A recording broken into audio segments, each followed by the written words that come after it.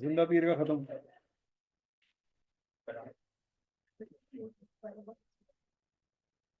मैंने आपको सवाल दिया था सर्वर का, नहीं ना किया?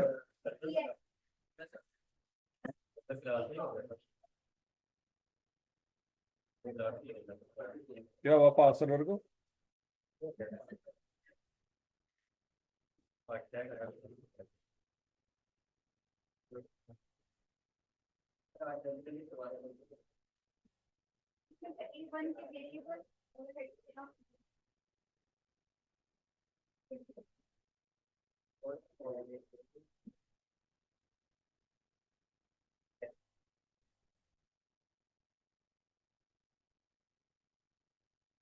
है जी।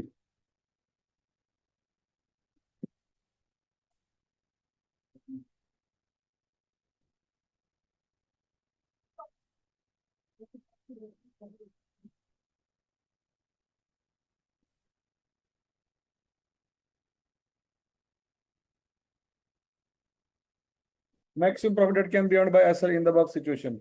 हाँ जी, निकालिए नहीं।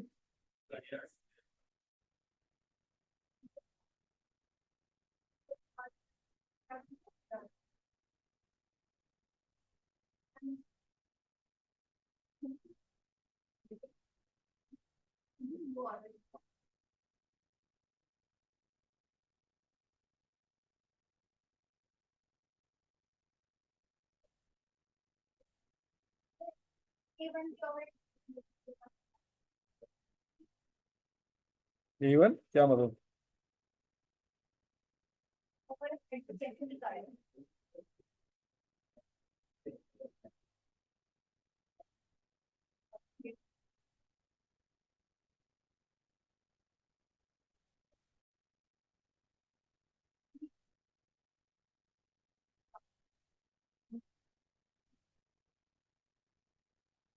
अच्छा जी, लिमिटिंग फैक्टर निकाल लिया था आपने?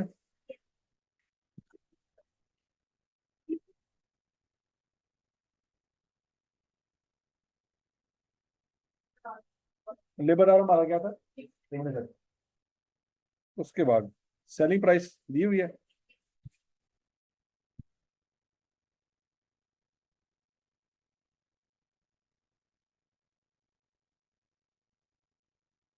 और वेरिएबल कॉस्ट भी दी हुई है। क्या निकालिए? A1 की वेरिएबल कॉस्ट निकालनी कैसे है? निकाल ली? कैसे?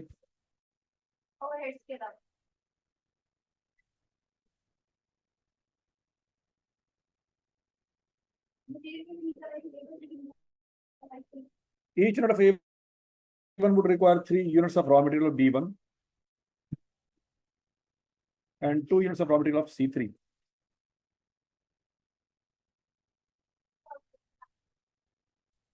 B1 की प्राइस क्या है?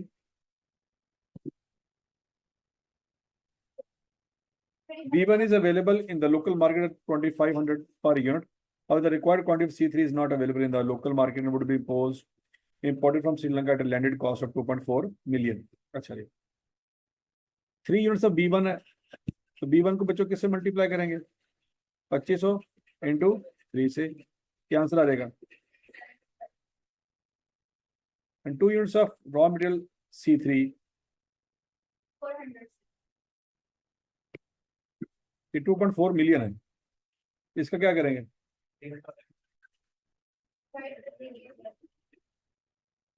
किससे? A1 के यूनिट बनाने कितने हैं? कहाँ लिखा है, कहाँ लिखा है?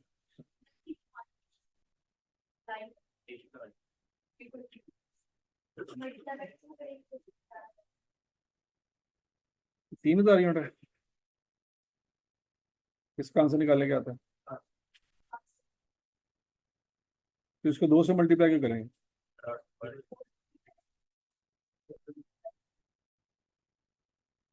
ये ऊपर वाला पर यूनिट है क्या? पर यूनिट किसका?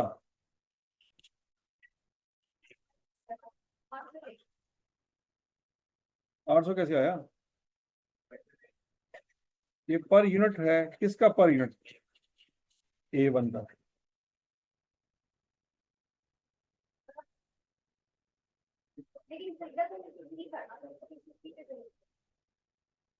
तो ये किसी की कॉस्ट है, C3 की।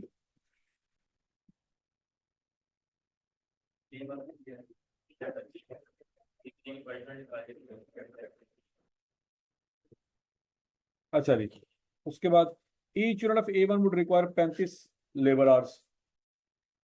तो 35 को किससे मल्टीप्लाई करेंगे? ये कहाँ लिखा हुआ है?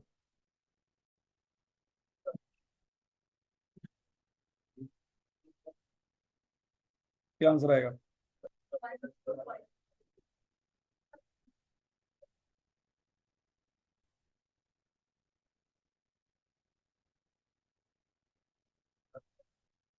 The specialized machinery would be hired for 5 days. However, due to certain production scheduling issues, it is difficult for SL to exactly predict when the machine would be required. As a result of negotiation, SL has received the following offers.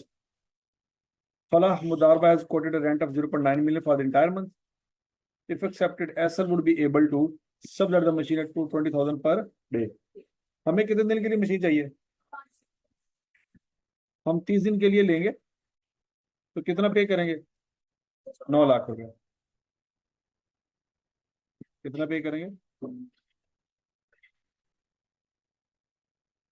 लेकिन हम उसको sublet कर देंगे कितने पे? तो कितने दिनों के लिए सबलेट करेंगे? 25 दिन। क्यों? 5 दिन तो हमें चाहिए ना। तो कितने पैसे कमा सकते हैं? 5 लाख। हमें कितने की मशीन पड़ेगी? 4 लाख की। ये बात समझ आएगी। दूसरा सिनेरियो क्या है? Take renters are quoted rent of 57,000 per day and guaranteed availability of machine when they required. दूसरे ये कह रहे हैं कि 57,000 पर डे हमें रेंट दे दो और 5 दिनों का ले लो। क्या आंसर आएगा? है? तो क्या करना चाहिए हमें? हमें दूसरी ऑप्शन एक्सेप्ट करनी चाहिए। ऐसी है। तो 2,85,000 हमारा टोटल खर्चा है। इसको किस पे डिवाइड कर देंगे? जो यूनिट बनाने हैं, 9,500।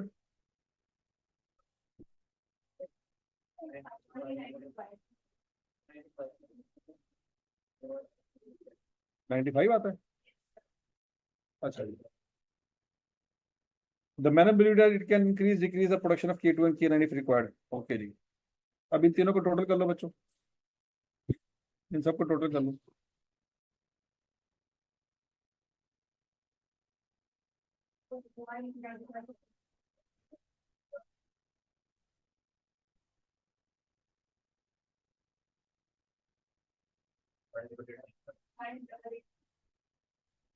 One double eight. कुछ मिसिंग है, इसका मतलब है ओवरहेड्स। ओवरहेड्स का क्या सीन है? Based on labour hours. तो वेरिएबल ओवरहेड्स कैसे निकालेंगे बच्चों? पहले सोचेंगे कि 1 घंटा बिजली का बिल अगर हो, 1 घंटे में कितना बिजली का बिल आता है? हाँ जी।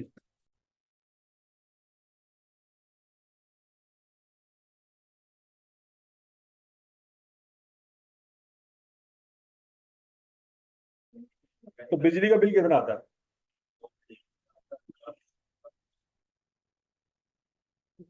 शाबाश शाबाश शाबाश शाबाश शाबाश। है?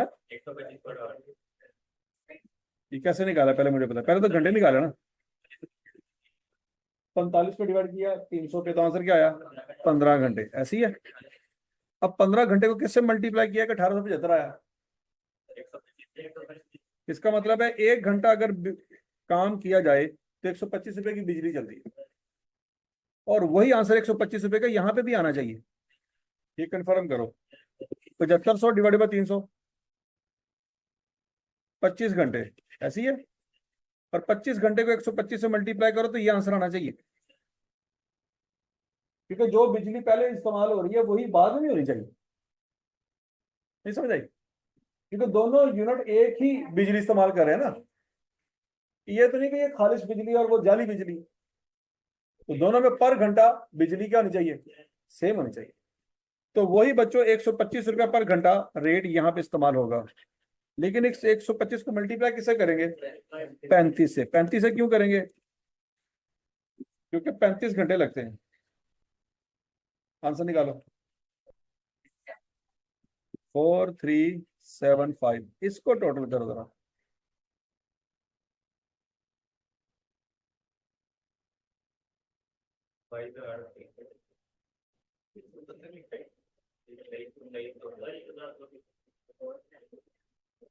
हाँ जी,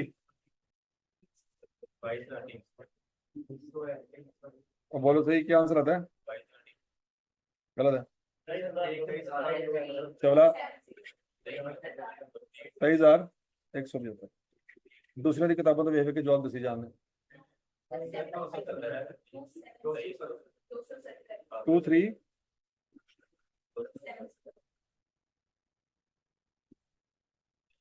कुछ गड़बड़ की है आप लोगों ने, कुछ गड़बड़ की है, कुछ गड़बड़ की है। हाँ सर्वर है।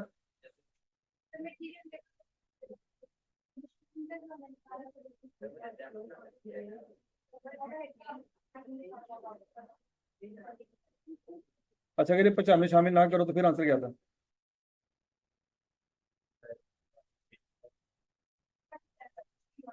हाँ ठीक हो गया। ये 95 यहाँ पे शामिल नहीं होना बच्चों। क्यों? क्योंकि ये फिक्स कॉस्ट है। ठीक है। अगर हम सिर्फ वेरिएबल कॉस्ट की बात करें तो कौन कौन सी वेरिएबल कॉस्ट होती है? मटेरियल, लेबर और वेरिएबल ओवरहेड। वेरिएबल ओवरहेड कितने हैं बच्चों? 437।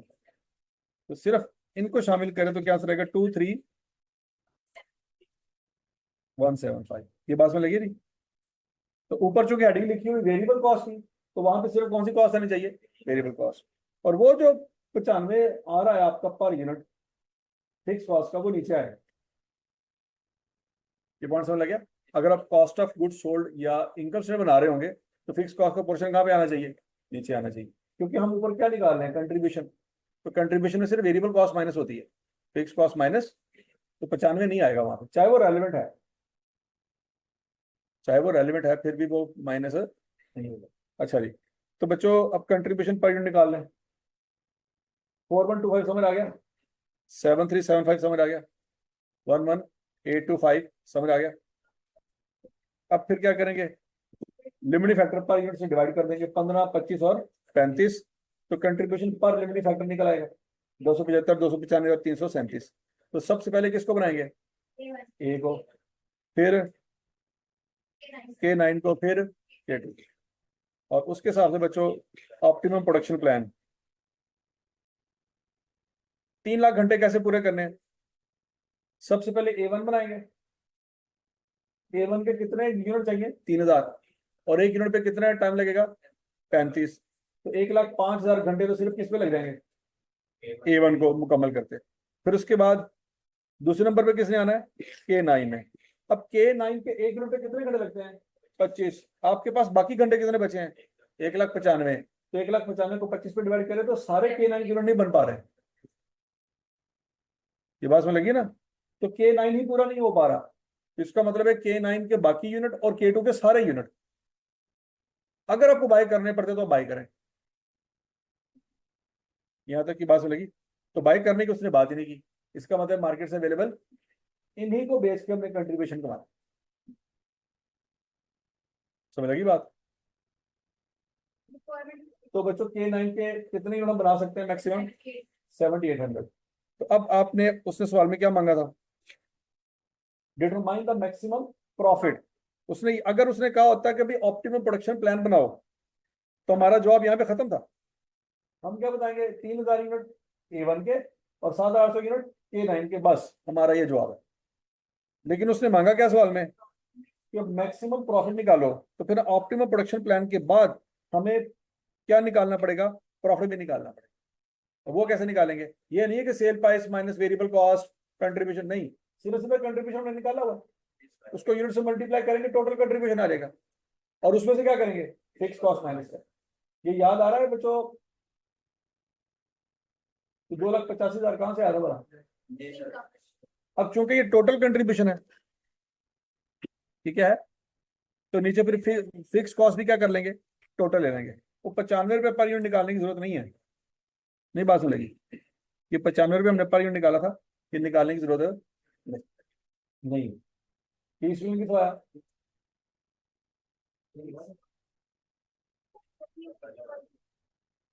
3 मिलियन के तो आ गया।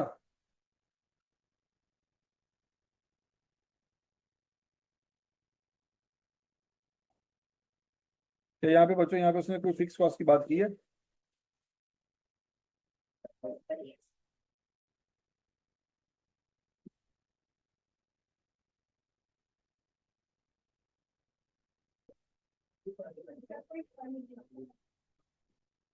हाँ नहीं, 2500 को बच्चों 25 पे डिवाइड करेंगे तो क्या आंसर आएगा, फिक्स ओवरहेड रेट है कितना, 100 पर यूनिट। ये पर यूनिट नहीं है, ये पर लेबर आ रहा है। ये बात मिलेगी ना, और बोलो तो सही कि 100 रुपये पर लेबर आवर समझ रहा है। अब पॉइंट ये, आपके पास टोटल लेबर आवर सब महीने में है कितने, इससे ज्यादा तो आपके पास है ही नहीं। तो बच्चों आप उसको 3 लाख से मल्टीप्लाई करेंगे तो टोटल फिक्स ओवरहेड आपके कितने आ जाएंगे। नहीं बात समझेगी, तो नेट प्रॉफिट आपका कितना रहेगा,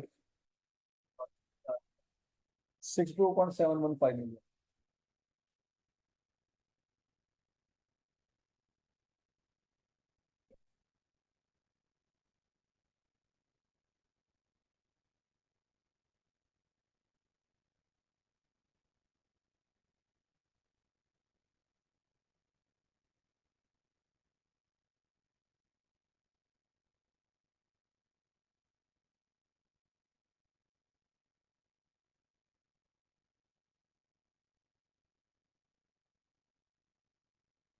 तो समझ आई सबको।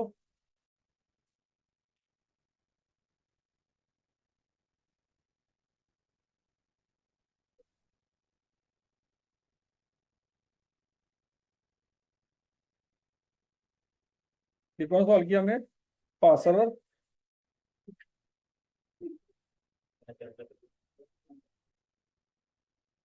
टॉय लिमिटेड हो गया था।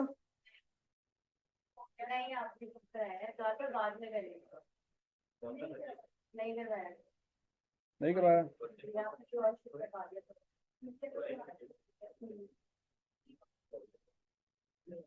ग्लोबल